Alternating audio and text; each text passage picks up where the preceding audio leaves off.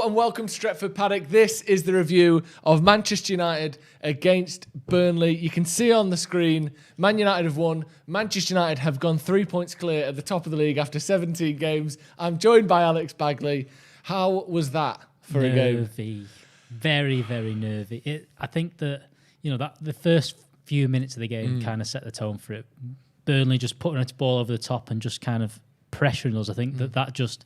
United went, oh my God, this is going to be horrendous tonight, and it was physical. They were getting fouls. They were getting away with a few things. We'll talk about the ref later on, but it just made it difficult. I think that second half though, Manchester United were very good. They were. Burnley got pegged back completely, and I think that we could have had 2 or 3 in the second half. Do you know what that reminded me of a little bit? The second half. Do you know remember the Newcastle game where it was 0-0 up until the 85th minute, and then we got 3 or 4 goals in the last sort of 10 minutes. It almost had that kind of feel where second half I thought we were actually very good. We controlled the game, we held the ball high up the pitch, we made chance after chance. Cavani had a couple of half chances, Martial had that incredible chance at the end, which I would have been pulling my hair out if we'd have gone on to draw after that one.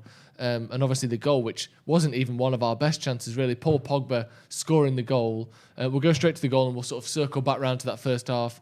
It was a sort of a bit of head tennis, wasn't it? Eric Bailly, Matic, Pogba getting involved in the headers, and then ball went out to Rashford on the right-hand side. He played a chip ball across, and Pogba, with a lovely strike at first glance, and at second glance, deflected through Pope's legs, but we needed a bit of luck, didn't we? It was still very technical, great finish from Paul Pogba. And at the same time, when Rashford picked up the ball there, I was upstairs watching it, and Ronaldo was in there, was screaming at Rashford, drive at him, go at him, make him commit into the box, but...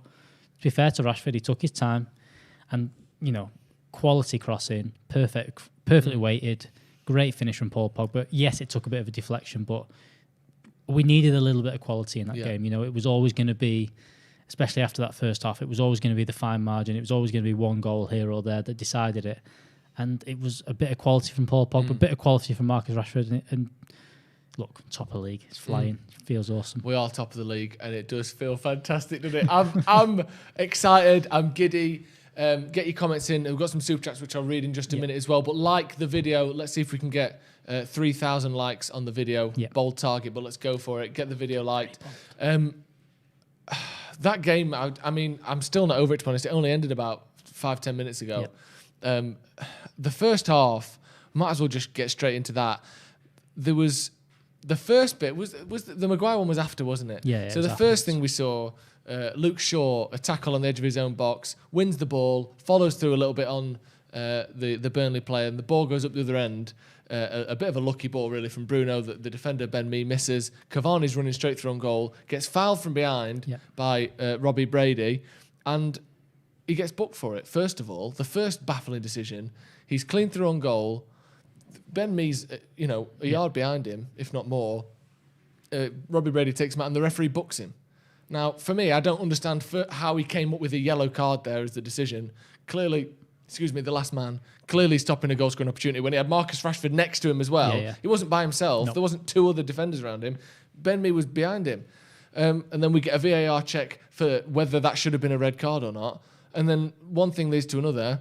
And they've got a free kick on the edge of our box. It's a weird one, because if Laurie and a few of the journalists tweeted about it and said that if they'd have decided that Robbie Brady's wasn't a red card, then Luke Shaw wouldn't have been booked and we'd have still got the free kick. Because if it had just been a booking, you don't need to look back and see what's happened. But because what had happened, said it was a red. They said that was a red. They said that it was a clear goal-scoring opportunity. He should have been sent off, which means they then look back at Luke Shaw's one. And look, I don't think he got lucky with it, but I can see... The rule is now you're out of control and things like that, even if you do win the ball. And I can kind of see why it ended up being a yellow card in the terms of, there were studs up and things like that. And that it was a 50-50. But again, anything like that in this day and age is at least a yellow card. Yeah. Again, a bit frustrating because after the fact we go through, and a great touch from Cavani, by the way, just put it through his legs and create that opportunity. But yeah.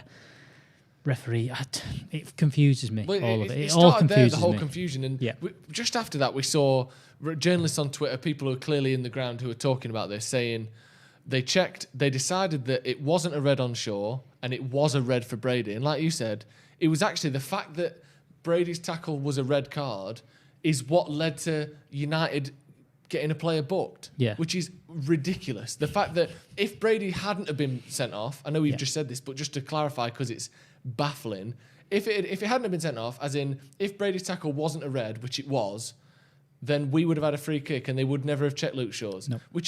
That's where I understand why rules like that exist. But in practice, how can you go from he should have been sent off, but actually, because it was a red, you've actually got a free kick because we've gone back and checked the Luke Shaw thing. I mean, to me, that's ridiculous. Straight after that, it seemed, I can't remember exactly how many minutes it was after that, we had I think it started from a corner, didn't it? Yeah, it was a few, the ball kind of came out. Yeah. Bruno Fernandes, I think it was, who chipped the ball to the back post to Harry Maguire. Harry Maguire, who has had nothing but criticism, not for his ability to win headers, but his heading ability, his accuracy when winning those headers, with...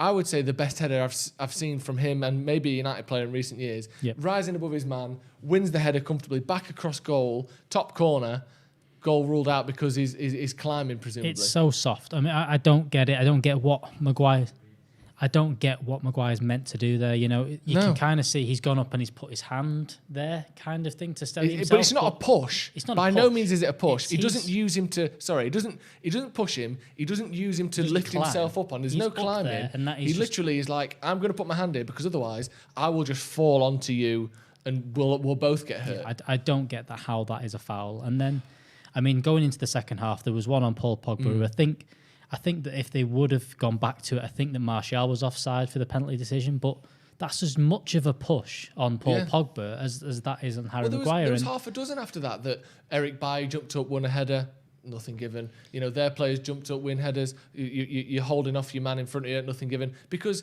9 times out of 10, they aren't given as fouls. There's a contact, there's a reaching out toward the player, but there's no push and there's no climb. It's just ridiculous. Now, I know we're going to go through some super chats.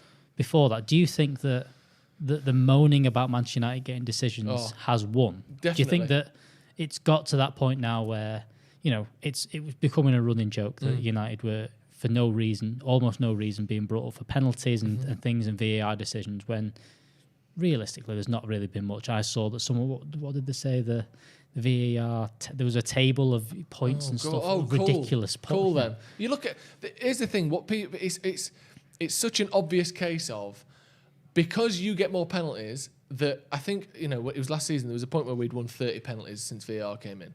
And there was like a montage that went all around the internet of every single penalty we'd been awarded. And of those, since Ole came in, excuse me, and of those, there was really only 1 or 2 that you could sort of contend weren't penalties. Yeah. That people could say that he's dived there or that was soft. The rest were clear penalties. Now, what you should be asking for isn't that United get less penalties for fouls. It's that your team, when they go down for similar contacts, should also get fouls. It shouldn't be stop giving them penalties for fouls because they're getting too many. It's clearly being used to pressure referees. We saw it last season. Ole even mentioned it when Lampard was talking about it before the semi-final of the FA Cup.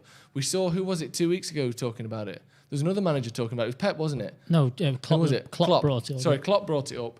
And then we saw yesterday Sean Dyche bringing it up again, saying, it's an anomaly, or, you know, it shouldn't be happening, or these sorts of things. You just think, you aren't doing this because you care that we got a penalty against Leicester. You're doing this because you want the referee to go, well, United get a lot of penalties, I'm not giving that. Or you think that I'm going to give you an easy ride, well, I'm not going to. It's ridiculous, but obviously United managed to overcome it. Get liking the video. Let's see if we can get 2,000 likes on the video. James Marinan with a super chat. He says, back to where we belong. 21 is coming. Ole's at the wheel. All the catchphrases coming out there from James. Miles Van Eaton says, the world's greatest PE teacher. Imagine who's your PE teacher now.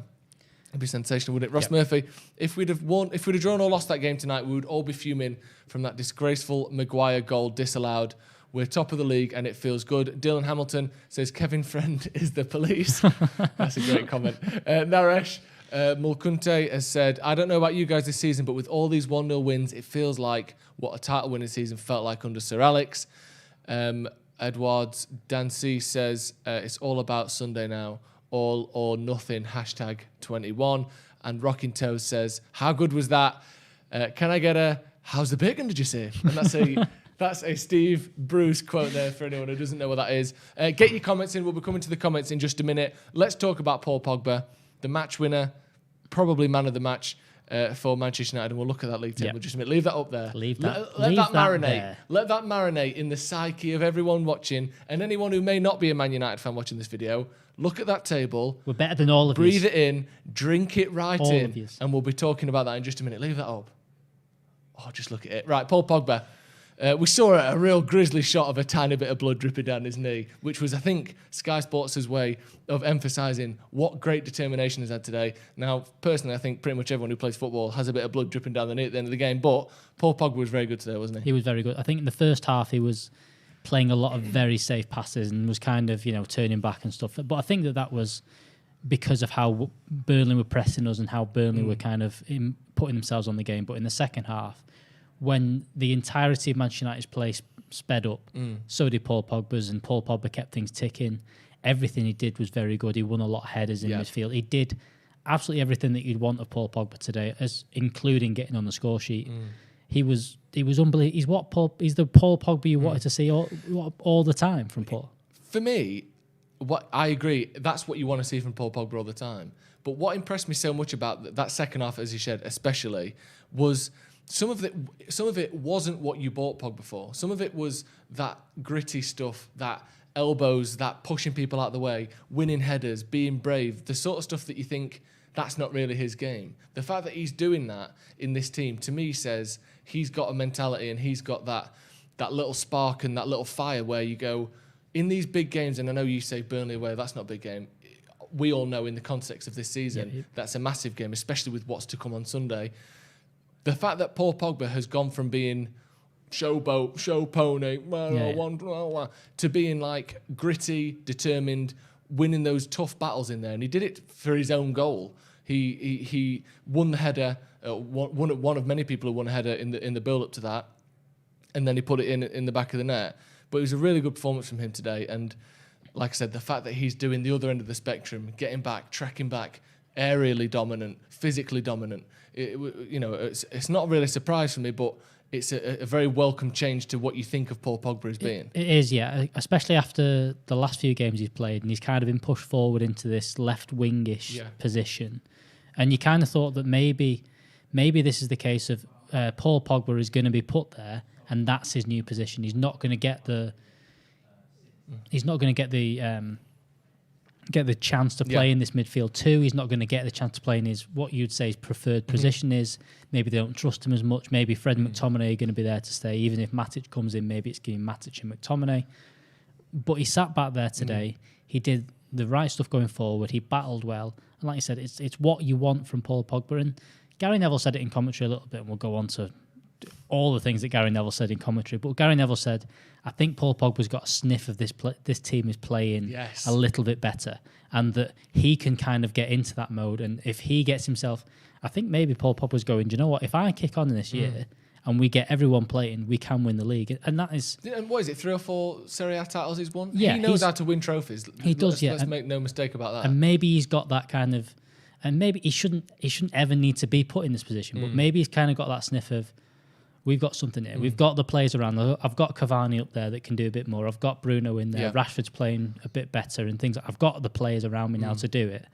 Maybe if I just kick on a little bit here, even if I am going in the summer, and even if this is going to end of it, I could very much challenge for a Premier League title, if not win one this year. Yeah. And talking about Pogba leaving in the summer, we obviously saw Mino Raiola coming out saying Paul Pogba at Manchester United is over. He will be leaving in the summer. There's reports from reputable journalists saying that Paul Pogba is heading to Juventus in the summer, or heading out of Manchester United in the summer. We all pretty much know that and take that as a fact at this point. Since that quote came out, I would say, I don't think it's up for much debate, Paul Pogba's been the best that he's been this season. Before that, he was worse than he's been since. And I think part of that you have to attribute to Paul Pogba, first of all, give him a lot of credit, and we have given him a lot of credit just then. But secondly, his involvement in the team and the way he's been brought in and the games he's been chosen to play by Ole Gunnar Solskjaer, a lot of people give Ole credit, or a lot of people give Ole stick when we lose. We have to give Ole some praise for the way we're playing at the moment, don't we? Absolutely. He's brought Pogba in and given Pogba his role, and he's using him very well. And the one thing with Paul Pogba is that I think that you can, all the criticism around Paul Pogba and all this kind of stuff that's gone on for all these years, I think that you rightly can criticise him when he has a bad game. Yeah. But I think that one thing that people have picked up on, all the things that have come out of Manchester United, you cannot criticise how he is as a professional and how he is around the team. I don't think he's ever been a case of hurting the team in terms of stirring things up, not putting in the effort. I think, and Ollie's come out and said that. I think as a professional, I think Paul Pogba is very good. Whether he wants to leave, whether these comments he's in control of, you can say that, you can criticise him for those things. But I don't think as a footballer, as a professional who goes into training and works hard, I don't think you can ever criticise Paul Pogba for that. No. Another bit of credit I'd like to give to Ole Gunnar Solskjaer while we're here, while we've got a chance to, while we're top of the league. Top of the league, yes. Not playing McTominay and Fred today. Now, they've been consistently United's first choice partnership in these bigger games, I say bigger games, important games. Yep. Today he went for Matic and Pogba. Now, I think on one hand, at first glance, Fred and McTominay is a more defensively sound partnership. Both of them thrive in defensive areas, whereas Pogba doesn't necessarily, and Matic doesn't necessarily have the legs. But what they both have in Matic and Pogba over McTominay and Fred is aerial ability, height, and strength. McTominay's got that, and Fred, whilst he's industrious as he is full of energy, he can't do what Pogba and Matic can do in the air, and we saw it so much today from set pieces, from corners. Again, I think you have to give Ole massive credit for not just picking Paul Pogba because he's good, but picking him because it was the right, they were the right partnership for this game. I think spot on. I think that I was happy to see Eric Bailly to start with, and then Nemanja Matic and Paul Pogba in this game. You know what Burnley are going to do. They're going to be physical. They're going to do that. And also, you want Pogba and Bruno on there because you're going to need that extra bit of quality to break down a very organised Burnley defence. And I think we got that from them today. The one thing you've got to say about Ole Gunnar Solskjaer is the players he's managed to bring in and the way he's managed the squad is the case that we can play a different midfield 2 or midfield 3 every single game now. And it can work and it can be functional. We can still create chances. We can still score goals.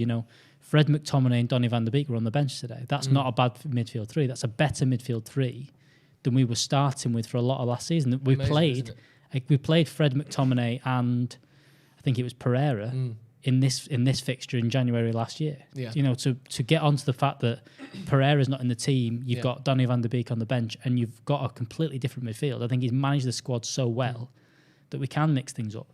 I do think that Paul Pogba's put himself in the position today where he has to play against Liverpool. Yeah. And I think that the one worry about Liverpool now is maybe Anthony Martial won't get a game. He looked to grab his hamstring towards the end there. And Matic at the end there looked to be touching his groin while he was sat on the floor. Obviously, we'll find out more about that in the rest of the week. We've got a couple more super chats. Tay Y, plot twist, Pogba wins us the league, then wins the Ballon d'Or next year. I'll take it. Even if he wins us the league and pisses off, I'll take it. Thank you very much, Paul. Abdullah Ibrahim, major change in the second half where Pogba was in a more advanced position.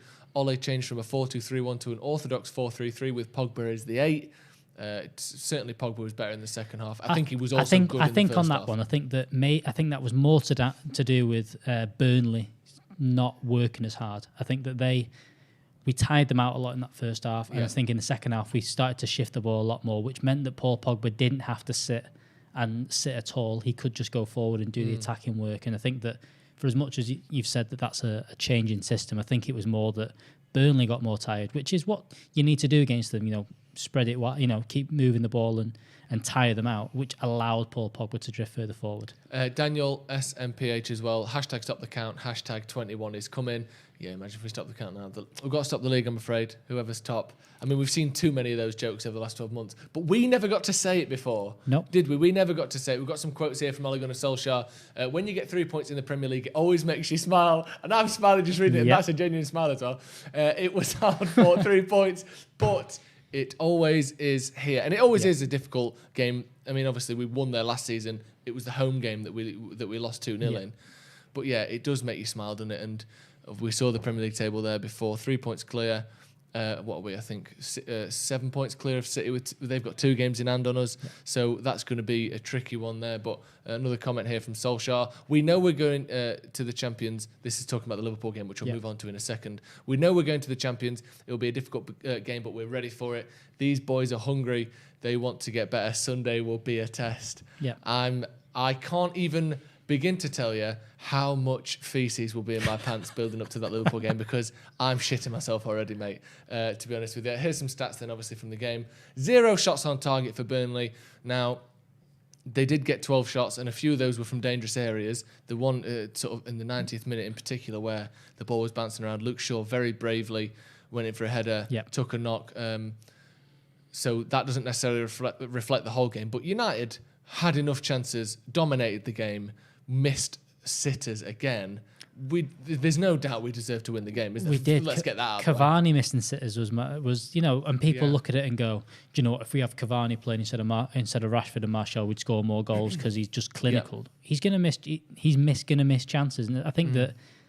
I think the all-round game was quite good from Cavani, but you could see there was a little bit of rust there. He hasn't played a game in, he's had that suspension of 3 games off, and I think that the rust of, he missed those chances because of that. Martial nicked one off his toes as well, which was a shame. And at that point, you were like, we might not score today, but we definitely created enough chances today to deserve the win, and top of the league, top of the bastard league. Another question about Ole. We'll talk about the Liverpool game in just a minute. People have sort of counted out and ruled out and ignored the fact that he took Molde from having never won the league before in Norway to winning it back-to-back 2 times in a row. Compare him to someone like Lampard, or maybe we don't need to compare him to anyone, but the fact that he has won titles in his career, he has taken footballers who didn't know what it was like to win their domestic league, regardless of the level. Of course, there's no comparison almost between Norway and the Premier League. But what there is comparison between at any level, in any industry, is managing people. Do you think that his experience in doing something that had never been done, admittedly, in Norway, we now go to a position where the pressure's building on United now? There will be talk from, we as United fans have been saying it for a while, but more mainstream sources from opposition fans and pundits will start to say United have got a chance here. Will Ole's history of winning the league in Norway with Molde, who'd never done it, maybe come in handy actually now?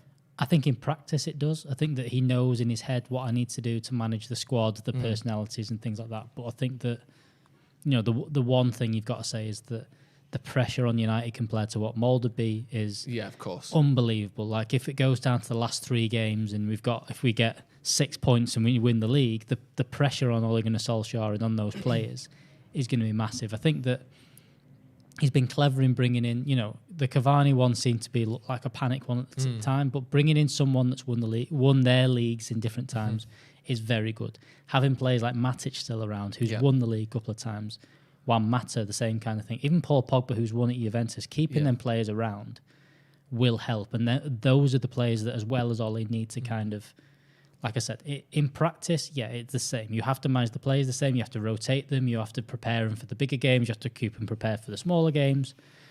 But at the same time, this is if he keeps going like this, if we stay top of the league for any period of time whatsoever, the pressure on Manchester United and the media hype around it will be ridiculous. And I don't think you can prepare any manager for that. I don't think there's, until it's actually been done by a Manchester United manager. I don't think you can. Not even Jose Mourinho, coming from elsewhere, would have the same amount of pressure going into this. No. So you can't prepare. You're going to have games like today where you're going to need a little bit of luck. You're going to need a little bit of scrapes through, and they're the ones you need to ride out. This is the thing that, you took a look at Liverpool last year, and everyone kept saying when they got their scabby wins, it was it's the sign of champions winning games when you don't really play well, you don't score loads of goals, but you still win. United have done that 3 games on the bounce in the league now. I think you can't knock that for. You can't have one rule for everyone else and then a different rule for United. No, United are grinding out results, which is huge. And then we come on to the weekend, which... let's talk about that. So, my God. United are playing Liverpool. In case you didn't know, United are playing Liverpool at Anfield on Sunday. I think they're something like 66 games unbeaten in the league at Anfield. I'm not sure the exact number on that. It's in the 60s, I think. Yeah, it is. I mean, I'll say it in the only way it can be said. What a massive bastard of a game that is. Could that be any bigger? I mean, it's already United's biggest game of the season, isn't it? Liverpool home and away, I would say. For me, as a United fan, it is. They're the games you want to win more than any other. But now it's to go 6 points clear of Liverpool. I think tonight kind of took the pressure off a little bit. I think it puts the pressure more on Liverpool than it does Manchester United. I think because they cannot lose at the weekend, Liverpool, because God, they can't lose. Whereas United, I said if we'd have lost today, if we have to get a point or at least win that game to stay in the title race kind of thing. Because if Liverpool win that game, you can see United going on a bit of a run. Because also, not only, sorry to cut you off, and but dropping back. Not only if we beat Liverpool, do United go 6 points clear of them? City can also go 5 points clear of them if we beat them. So it's huge for, even if they think, well, United are small fry, they ain't going to do it. You don't want to be 5 points behind Man City either as Liverpool. So it's huge for them. And like I said, tonight was important because not only momentum going into that game, United have got a little bit now. We've gone on a good run in the league unbeaten. I think it's in double figures of, I think it's 10 games unbeaten now. I think it was only 11 games unbeaten, only one of those being a draw, league, I believe. Is that the right? Leicester game. The Leicester game. Fantastic run. We've got the momentum, whereas Liverpool have dropped points recently. When you frame it like this, it makes me even more nervous. But at the same time, like I said, that a point at the weekend, if we go win, draw, and then beat Fulham away, I'd take a draw at Liverpool now. Very, very well there. And I think that if we hadn't have won tonight, that wouldn't have been the case. I think that I think we needed to win the game. I think we needed at least 3 points out of one of these two games. I think that the pressure is now on Liverpool to go, okay, you're now above us. And like I said before the game, Steve, now that we're 3 points ahead, at best they're going to have one centre-half fit. We can go at them. Marcus Rashford, I think you can put Marcus Rashford in behind them. They look very shaky. If you've got to play Jordan Henderson at centre-half against Marcus Rashford and Cavani, even Anthony Martial, they're going to be a bit wary. So it's a very good chance for Manchester United to really put... I think if we win that, then you can definitely say we're up there with the title challenge, without doubt. Without doubt. Dave Salt of the Super Chat says, buzzing we won. It's only January, but 21 is coming. Well, I was looking, people often talk in normal seasons about the Boxing Day being a big sort of a moment of reflection on the season. And that's a time when you look at who's first in the league, how this season is panning out. And Boxing Day is usually 19 games, the 19th game often. We're at 17 now. So, like I said, we play Liverpool, we play Fulham. And that's after those two, we've played everyone, half the season done, then we can reflect properly. And like I said, if we get 4 points from the next two games, I said 4 points from the last two I would have taken. But if we get 4 points from the next two, there's no doubt in it at that point. Kevin Wrench, he said, at this point last season, we'd won 6, lost 5, drawn 7. We were 6th in the table with 25 points. Tonight's win takes us top, having won 11, drawn 3, lost 3 with 36 points. No one in their right mind can question whether there's improvement now. I think, anyone who doesn't want Ollie to be the manager in current form, in current position in the league, just is never going to like Ole Gunnar Solskjaer. And for those people, you have to feel a little bit sorry because at some point, you just don't like Manchester United. You have to enjoy this. If you want enjoying being top of the league after 17 games, what could you ever enjoy as a football fan? Mahmoud Hassan, two main takeaways. Oh, it makes me want a takeaway reading that. Two main takeaways. Baye allows us to play higher up without the risk of being overrun. Martial is not a number 9. His best is still from the left. But that lad from Aston Villa might be coming. Jack Grealish would be a great addition to this squad. I don't think it's going to happen in January. A few more super chats before we move on. I want to talk about Baye and Maguire in just a minute. We've got, I feel Klopp's and other managers' comments about VAR decisions going our way has influenced referees. We talked about that before. I certainly agree with that. And I think that's the intention of why they say it. I don't think it's not really because they care. Like I said, that, you got a penalty against Crystal Palace, how dare you? They want the referee to think, well, I get a lot of penalties. I won't give one against Liverpool.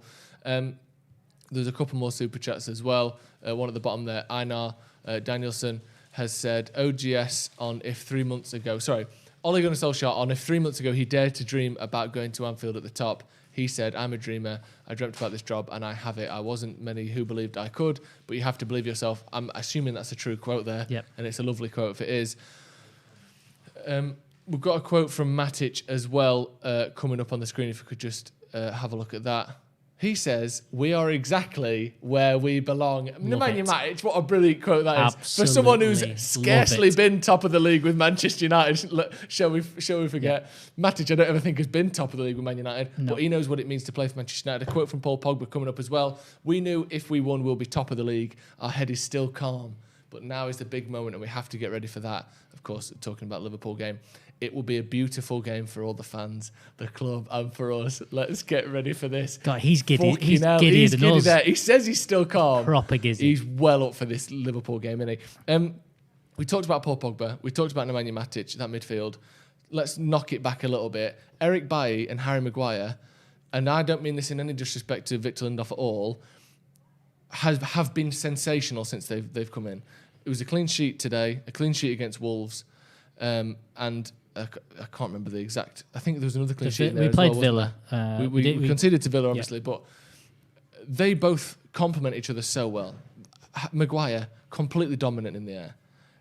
I think he's better than people give him credit for positionally. He gets dragged out sometimes, and sometimes he has a panic to him sometimes when he's on the ball. But generally speaking, I think he's excellent on the ball, and like I said, aerially amazing. Eric Bailly, whose decision-making, generally speaking, is excellent, but more than how good his decision-making is, he's one of the most decisive football players I've ever seen. He flies out, he goes through the ball, goes through the man, whatever he has to do. His pace more than makes up for Eric Bailly's sort of shortcomings in that area.